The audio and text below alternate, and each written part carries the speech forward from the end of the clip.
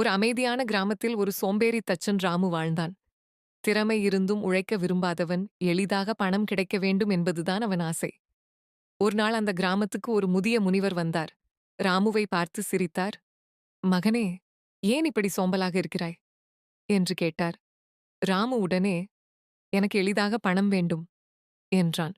அப்போது முனிவர் ஒரு கிண்ணத்தை கொடுத்து, "நீ எவ்வளவு உழைக்கிறாயோ அவ்வளவு தங்கம் இதில் சேரும்" என்றார். ராமு வேலை செய்யாமல் அந்த கிண்ணத்தை பார்த்துக் கொண்டே இருந்தான். ஆனால் அது காலியாகவே இருந்தது. "இது எல்லாம் பொய்யா?" என்று கோபப்பட்டான். ஒரு நாள் அவன் முயற்சி செய்து வேலைக்குச் சென்றான். மாலை வீடு திரும்பி பார்த்தபோது கிண்ணத்தில் ஒரு தங்கக் காசு இருந்தது. அதிர்ச்சி அடைந்த ராமு அடுத்த நாள் இன்னும் அதிகமாக உழைத்தான். அவன் உழைத்த அளவுக்கு கிண்ணமும் தங்கத்தால் நிரம்பத் தொடங்கியது.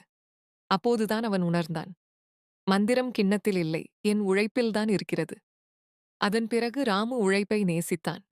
உழைக்காமல் வரும் செல்வம் நிலைக்காது, உழைப்பே உண்மையான செல்வம்.